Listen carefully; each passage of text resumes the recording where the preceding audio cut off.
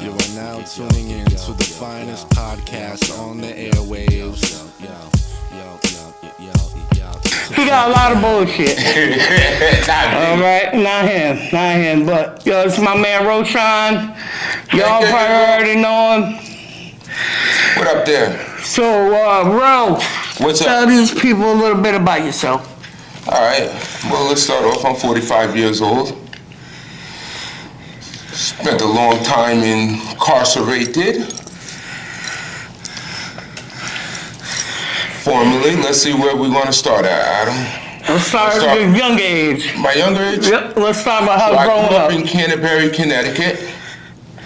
Went to school out there from the age of 6 to high school. Both parents in the house?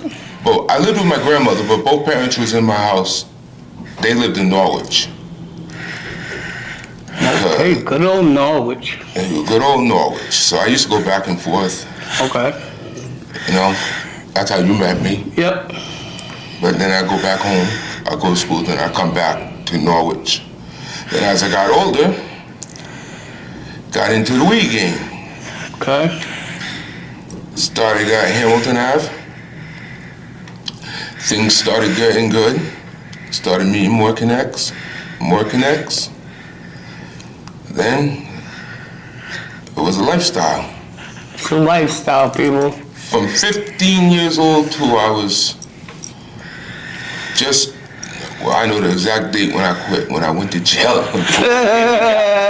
October 20th of 2021. All right, so when you was 15, more or less you started hustling, but before that, did you went to school, everything, you graduate, or? No, I didn't graduate, I quit. You quit? I quit in the 12th grade, Okay. and I'll tell you how that story goes. Well, I quit there, and I ended up graduating when I did this I did a 12-year bid. Yeah, we'll get to that. Get to that. Yeah. All right, so I ended up going to school. I went to school at Wyndham Tech, Okay, what did you go for? automotive. Okay, yeah, this dude could fix anything. That ain't true. It ain't true. Ain't true. Well, he had a vibrator once and he couldn't get it to work right, but that's another story. I gave it to Adam, he got that shit working. Yeah.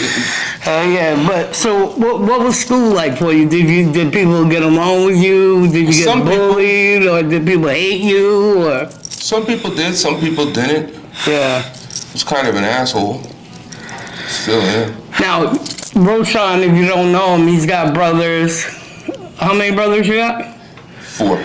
4 brothers, any sisters? 2. 2 sisters. Now, all of you guys lived with your grandmother, or? No, just me. My 2 younger ones lived with my mom, and Okay. my older one, brother, he went to the military, Okay. and my 2 older sisters, the older brother, lived with their mom. We all knew each other though. Yeah. Okay. Why'd you live with your grandmother? Cause I didn't want to live at home. You rebellious little mother. But so what high school you went to? Wyndham Tech. Then I went to East Con. Oh, you went to college? No, East Con Vocational Center. Oh, okay, East Con, and you studied the same thing there, automotive. Yeah. Okay. So, damn, motive. So you did a lot of shit in your life. Yeah. When was the first time you got in trouble? Oh, first time, what, the law or? Yeah, law. Well, I know your grandmother probably whooped that ass. Nah, I didn't like that. Damn. Fighting like 16, 17, but like my major case? Yeah. When I was 20, when I caught that motor vehicle accident. Okay, we'll get into that too. So you started getting in trouble about 15, 16, you said? Yeah. And you're fighting with everybody. Roshun, you got a problem with authority. And always getting into sign. And you lived with your grandmother through this whole thing? Yeah, through the whole thing. The whole thing? Then after that, like, I never got arrested as a juvenile. I was over 16 when all my arrests happened. Then like fighting, got arrested for fighting, stupid things. Right. Drunk, acting stupid out in the streets. Yep. Cussing the police out. Yep. Did you hang out with your brothers then? Yeah. Okay. My two younger brothers, we all grew up together. Right. Even though you live in different households? Yeah. Okay. That's why we're like best friends today. Yeah. Who were you more closer to, Ronald, Andy, or... Andy and I were the one that hung out the most. Right. Ronald always made me feel like he was like the quiet one by himself more. He was. He didn't want to hang out with Andy and I. He ended up in jail. Yeah. Ronald cool and quiet, like more laid back than you guys. You know what I'm saying? You guys are the most outspoken. Andy ain't really, I think you're the louder one. No, Andy's a little bit laid back sometimes. Yeah, but he does act up. I've been around him, yo. I've been around him when he drinks or just acts silly. Any good dude. So you started getting in trouble around 15, 16, and then you're growing up in Griswold, right? No, Canterbury. Canterbury. Me and this guy, we met each other through fighting. We would fight with each other, and we don't know why either. So could we ask each other this question? I said, I don't know. Yeah. So after fighting, we just became friends, good friends. You know, we've been friends for a long time. Yeah. He got in trouble. I was on the phone with him one time, actually, when his house got raided. And he got in trouble for that shit. But can you tell the people a little bit about why you got in trouble racing and stuff? So I had a Mustang 5.0. One day we was at the projects, Hamilton Ave. All my friends and I, we all wanted to have a party at my house.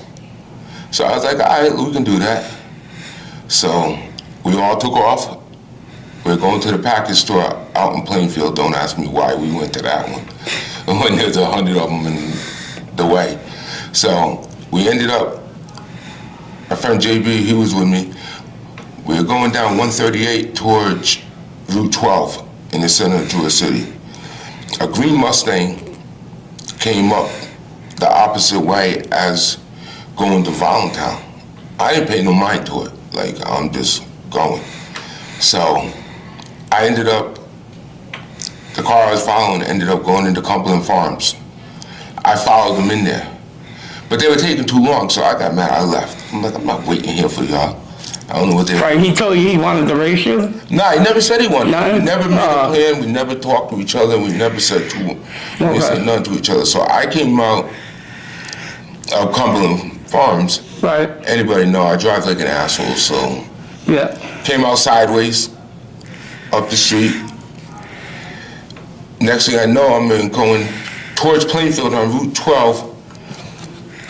I get up next to Sand and Gravel, where the Grizzle Sand and Gravel, right there. I passed 2 cars. Now, if you know that spot, it's real tight. I get up, there's a tractor-trailer truck. I get behind the tractor-trailer truck.